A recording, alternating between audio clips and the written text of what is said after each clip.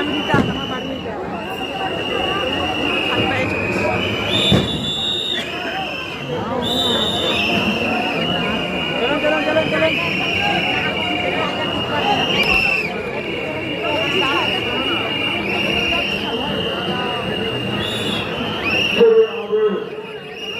চন্ডিকাটা আমাদের শেষ করেছি। আমার আগমনগত চন্ডিকাটা হবে, এরপরেই আমাদের পূজার সমস্ত সামগ্রী পূজার প্রস্তুতি শুরু হবে।